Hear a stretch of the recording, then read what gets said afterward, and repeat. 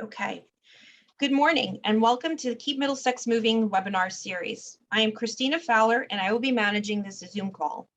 For those of you not familiar with KMM, we are the Transportation Management Association for Middlesex County. We work with employers, local and state government agencies to promote programs aimed at traffic mitigation, sustainability, economic development, and safety. To learn more about us, please visit us at kmm.org or you can shoot us an email at programs@kmm.org. Before we begin today's webinar, I wanted to go over a few housekeeping details. At the end of our webinar, we will be taking questions.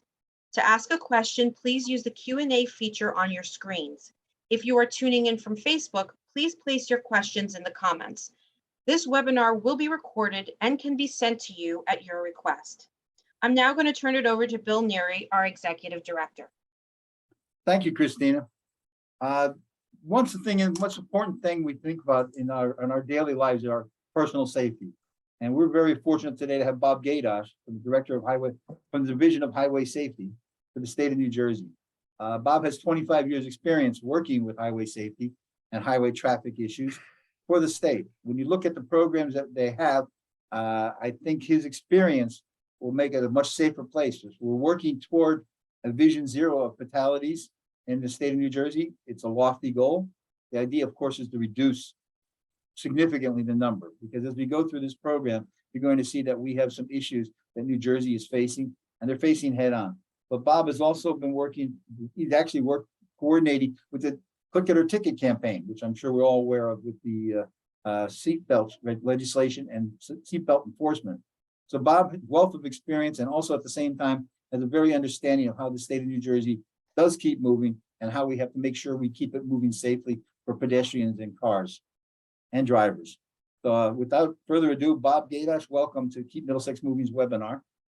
Thanks, Bill. Good to be with you. Good morning. Good morning. I guess the first obvious question is, it's pretty much obvious that we want safety, but there are issues when we're driving a 3,000-pound vehicle at 60 or 70 miles an hour. There's things that can happen. So what kind of programs does highway traffic safety look at on a global way to try and reduce the type of potential issues that we face? Well, it's good to be with you, Bill. It's very, very timely also, because honestly, we're really in a crisis situation, here in New Jersey and nationally, if you really want to look at traffic safety that way and what's been going on of late. And from I guess 30,000 foot level, I mean, traffic safety is a huge just quality of life issue for us all. I mean, we're all drivers, we're all passengers, we're all pedestrians at one time or another, as are our families. So it's something that affects all of us every day. And unfortunately, it's been a rough couple of years with the trends going the wrong way in traffic safety. And as of now, it doesn't really show any signs of abating. And we really need to get a handle on where we're at and where we're going, because again, it's a very serious situation. If you look at our numbers in terms of just fatalities in the state, we're up close to 30% motor vehicle fatalities the last 2 years, which is very serious. And it's really interesting in a tragic kind of way how this is all played out. If you look at the raw numbers in 2019, pre-COVID, we had 558 motor vehicle fatalities in New Jersey, which is a lot. But we had been trending, over the previous 20 years, at least in the right direction. With 558 was the number in 2019. In 2020, most of the year we were basically locked down, shut down due to COVID situations, and much less travel, much less people on the road. So you would think fatalities and crashes would go down, right? Well, it took us all by surprise. It didn't happen. It didn't happen here in New Jersey. It didn't happen that way nationally either. We had an increase in motor vehicle fatalities in 2020 during that first, real year of the pandemic. We went up to. Do we understand why? Perhaps what's a good theory about why that would happen? Well, what we think is that a lot of bad driving behaviors came back with a vengeance. Open roads, we saw a great increase in speeding by vehicles, really ridiculously excessive rates of speed. Many of the crashes and fatals that we saw during that 2020 year were heavy speed related. Also, the impaired driving issue, just always been part of our percentage of fatalities. getting worse again, impaired driving. So really the risky driving behaviors are what drove it that first year. And unfortunately, it's just exploded from there. 2021 was a dramatic increase in fatalities from 587 up to 699. So what we saw that first year of the pandemic exploded in the second year. And again, we're up as well to this date this year. So it's the trends are definitely not good. Well, anecdotally, there's been a lot more pedestrians too, and I guess more pedestrian fatalities too. I mean, one of the things during COVID, we all saw people walking a lot more and riding bicycles more than they did before COVID. So I'm assuming that was also part of the statistics, that was an increase in traffic crashes and then see an increase in the pedestrian crashes also. Yeah, that all went up. I mean, pedestrians were always a pretty big issue for us in New Jersey. About 30% of our overall fatalities in New Jersey, year in and year out, are pedestrians. That goes up or down a little bit. So yes, that number went up along with everything else. And this year, our pedestrian numbers so far down a little bit, which is good, but certainly nothing to pat ourselves on the back about, because we've got a big issue there with peds and bicyclists. So again, we're in a really difficult situation right now. And it's not just New Jersey, it's the entire country is really seeing this. And in this community, we're all just trying to grapple with what are we doing? What can we do differently? And how do we reverse this trend? Well, I know part of the federal government response has been an increase with the infrastructure bill, increasing some kind of funding for the safety features too that we need to work on, because it's all part of the whole package. The engineering, the education, and the enforcement are all going to be making it safer in theory for how we can get on our roadways.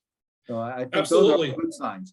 I mean, no, the federal government is definitely trying to address it with the most recent funding package for the traffic safety programs that went through the bill, bipartisan infrastructure law. They have put more funds available. We have more funds available here in New Jersey to run our programs, as well as the rest of the nation. So that the focus is there, and there is a national strategy too to endeavor to address all this. So we have plans in place, and each state is a little bit different in terms of how we approach things. We've got to come up with our own best fit here for New Jersey, but we've got strategies, we've got some additional funding and resources available, and now the goal is to get out there and get this all in place. Well, tell us some of these strategies. I know the Vision Zero is one of the strategies, but there's other things that you're working on also. Let's go beyond that. The engineering part of it and the enforcement part is going to be two key elements to try and make the safer on the roads. The click and a ticket was an example I used for how much safer it made people driving in cars, not being seriously injured in a crash. That took years for people to get into that concept. So these things don't happen overnight. So your strategies and specifically some of your plans, how are we going to be seeing them roll out over the next couple of years? Yeah, well, the Vision Zero that you mentioned, that's been around for a little while, and it's an important concept because it really sets the message that the only acceptable number of fatalities is zero, right? I mean, that's where we want to be. 1, 2, 3, whatever. It's no life loss is acceptable. So zero is the number. Zero is where we need to be, and that's the goal. Now, is that reality? Well, unfortunately, no. It's a somewhat aspirational goal at this point, especially when we're trending in the wrong direction. But zero is the ultimate goal, and it was a program that developed over in Europe in the 90s, and I guess there was some success with it in some of those countries over there putting this into place, and it's been instituted in pockets throughout the U.S. Some cities have really tried to embrace this concept and move it forward. Again, this Vision Zero has kind of rolled into the overall federal strategy, which was announced earlier this year, which is the National Roadway Safety Strategy, a bit of a mouthful, the NRSS, the National Roadway Safety Strategy. USDOT put that out earlier this year. That sets the kind of the tone and the goals from the federal government for traffic safety for the U.S. And the key elements of the National Roadway Safety Strategy are the what's called the safe system approach. The safe system approach is really what's being pushed down to the states to try to mitigate some of these things that are going on. And I'm just reading right off the USDOT's website where I am, and they explain it a lot better than I can. The safe system approach incorporates the following principles: that deaths and serious injuries are unacceptable. that humans make mistakes when they're driving or walking or whatever. You got to acknowledge that humans do make mistakes and are vulnerable. Road users, certainly humans are vulnerable, and the responsibility is shared among all stakeholders, be it government, industry, nonprofit and advocacy groups, universities, and the general public. Everybody's got to play their part to reduce and prevent fatalities and injuries. You also have to be very proactive in your programs and build in redundancy. Those are a couple of basic overview points of safe systems, and implementing it really looks at 5 different kind of key components, again, for safe systems. One is safer people, which is encouraging safe, responsible behavior by people who use our roads to create better conditions out there. Safer roads, to get to what you talked about a little bit before, Bill, the design, the roadway environment, the engineering has to be done to try to mitigate the effect of the mistakes when humans make them. Safer vehicles is a big part of it also. Maybe we've come a long way with vehicle safety. Well, when you think about it, the newer cars have these automatic braking devices and everything else, which wasn't there before. So you can see the evolution of the vehicles themselves, which are important. Yeah, that's definitely a big part of it. The safer and I think the decline over years had to do with the body construction. How cars would collapse instead of the old engineering work. The cars would themselves in a crash would be the reason for your serious injuries. So I think those are key engineering parts that's going to change things, not necessarily for people understanding it. And if it takes care of some behavior problem, if you have automatic braking, it's going to stop some drunk driver from running into somebody. You've got both working at the same time. Yeah, that's the idea, the redundancy that we talk about. And the last 2 components of the safe systems approach is, one is safer speeds. It really puts a lot of emphasis on reducing vehicle speeds, which can be, of course, fatal for the driver in a crash, and also for the other vulnerable road users, bicyclists, pedestrians, whoever might be out there.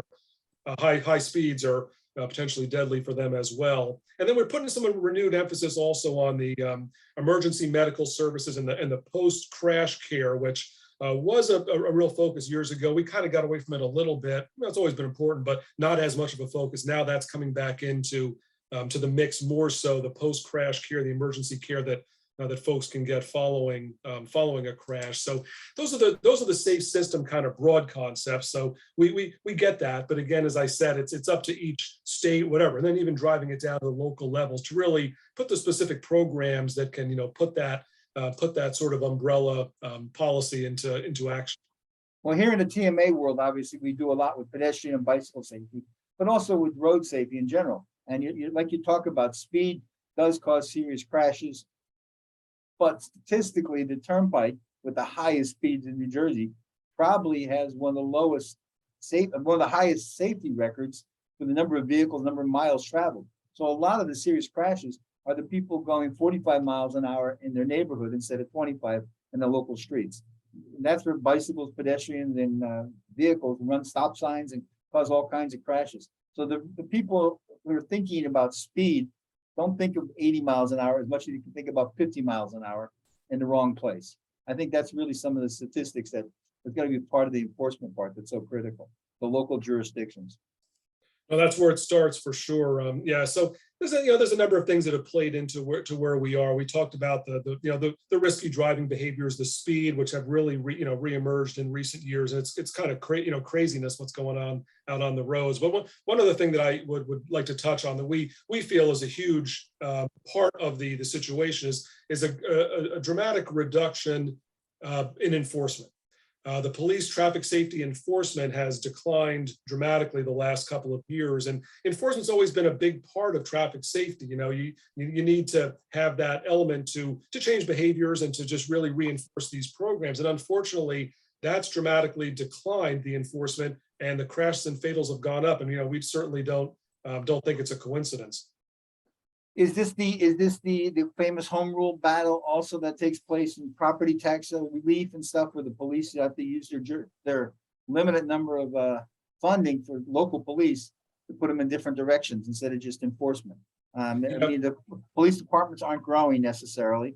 I imagine some towns are shrinking, and I think that puts a bigger strain on enforcement issues for the things you're talking about. I mean, could be, yeah. Well, I know in a municipal budget, public safety is probably your number one expense. I mean, And so when elected officials get into office, they look at where the money can be cut. And so one of the first things to do is start reducing overtime.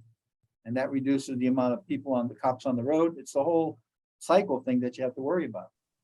No, definitely, yeah, definitely staffing is an issue. We, in our office, Division of Highway Safety, we're a grant funding agency and we fund police agencies all around the state. So we deal with them a lot, we talk with them a lot. And what we found through these conversations, we asked this question, what's going on? Why is there less enforcement? Staffing is certainly an issue, but there's really more to it than that. Initially during the pandemic, during that first year or whatever, a lot of local police departments really honestly gave their officers almost stand down orders when it came to making stops. They wanted to minimize contacts for COVID reasons. Their departments were getting kind of wiped out by officers getting sick. So they told their officers, if it's not a serious offense, let it go, but minimize. Right. So that happened initially, and we're kind of seeing that we still haven't gotten back away from back to where we need to be. Now, also we can't address this issue without really honestly getting to the whole societal pressures that are on police as well. The last couple of years have seen a real, I don't know whether you call it awakening or critical look at policing, and a lot of negativity toward policing as well. And they feel that. They feel that maybe they don't have the support in the public that they used to, and in some areas more than others, who knows? So, this is what we hear from police, they're a little bit more reluctant maybe to make a stop than they used to be, because of the potential for what could go wrong during a stop. You see it. Every police officer's got a body cam. Every out has a camera pointed at them on their phone, so things can go wrong that way. And it's had honestly a bit of a chilling effect on enforcement. So there's a lot at play here. But we've been working with some working with police chiefs, trying to get some roundtable discussions going to say, hey, what's going on? How can we kind of reignite enforcement, because we do need it. Well, we do spend a lot of our time with the community police officers. Okay, they're not the enforcement people, but I will tell you, those are the police officers who tell you the worst thing they could do is write a ticket to a resident of the town they're representing. They just do not like writing tickets. It's something, I don't think any cop enjoys writing a ticket to anybody, because it's never a pleasant thing. But so I can see what you're saying. This whole post-COVID and the animosity some people have that police aren't doing their job is really it's a different situation.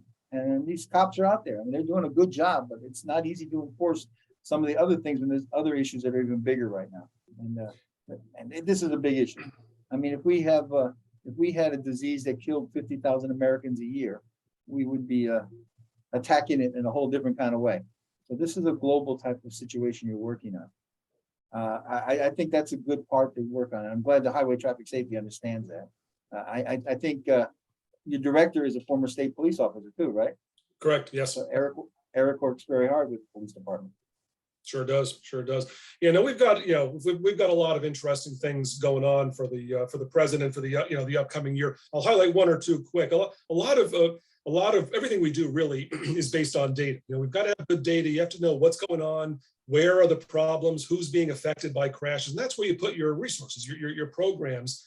So you're only really able to do or whatever wherever your data leads you. You're only as good as the data that you have, which for us traditionally comes off the crash reports. The police department, they fill out the crash reports. It all gets fed into the state's DOT system, and then we analyze the data, and away we go. There's definitely gaps there, things that are missing, things that are at issue. So to try to rectify that, we've got a huge new program that we're launching with our next grant year as of October 1st with CHOP, which is Children's Hospital of Philadelphia, to do a huge data integration project. They're going to take the crash data from DOT, integrate it with hospital data that they have access to, as well as other sources, to give us a better rounded view of our data, to again, get to more of the people side. Who's really being affected? What are their demographics? Where do they live? Just race, those kind of things, which we don't have now. We don't get those things off of the crash reports that the police fill out. We're going to try to round this out here with this program with CHOP, which is really groundbreaking. It's very exciting. It's the first in the nation that we're aware of that's going to try to incorporate and do this type of a data research, because our situation requires some new thinking, some new direction. So this is a big one for us, and I know we want to promote that. It's going to be coming up hopefully over the next year. We'll see new data sources and perhaps point to some new, some new places that we can go with our resources. We've got the funding, but we're almost like spinning our wheels a little bit. We need to get a fresh look at things to know where best to direct.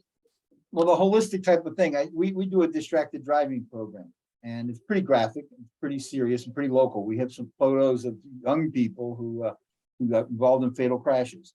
And we did one a couple of years ago, pre-COVID, at one of the high schools, local high schools.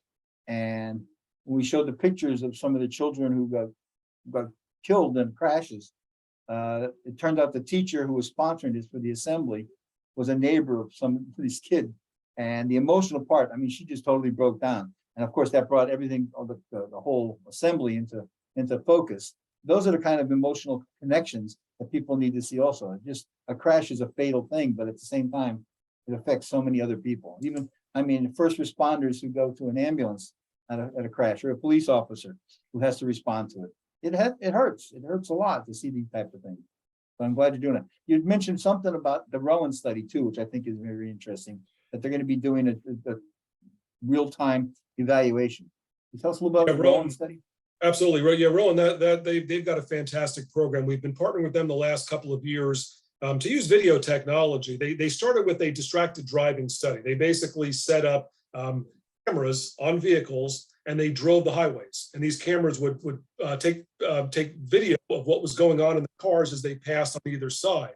And they took, I don't know, tons of data came out of these cameras, like the hours of video footage, and they ran them through a computer, some high-tech thing way beyond me, a high-tech computer program to kind of see what's going on and to freeze those images from inside the vehicle. That was the first study, and we found, you talked about distracted driving before, scary rates of up to 20-25% distraction for drivers on our major highways. They're on the phone, eating, messing around inside the car. So that was the first round of that study that just verified how high our rates of distraction are for our drivers.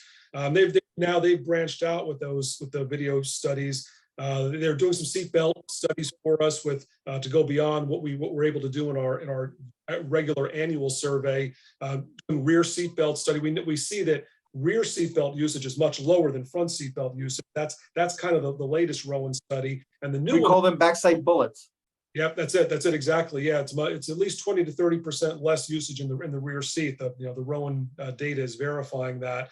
And a cool new one that we're going to be doing next with Rowan is basically an intersection survey or study. They're setting up cameras at high crash intersections within cities, urban areas, wherever. We're going to do a couple as a pilot program first to just 24/7 be recording these intersections to really see what's going on. I mean, how are the vehicles handling the intersection? How are the pedestrians handling the intersections? How are they interacting with each other? Who's doing the violating? Who's not? It's going to be very eye-opening. We've seen some little tastes of it, and that's going to be a very interesting tool when we can look. It's almost like basically when nobody's looking here, what's going on for real. That's the most recent study, and we'll be probably having report out some findings in the next 12 months on that. But that one's going to be pretty cool. Well, I remember several years ago being in Seattle and going back after dropping the car off and walking back to the hotel.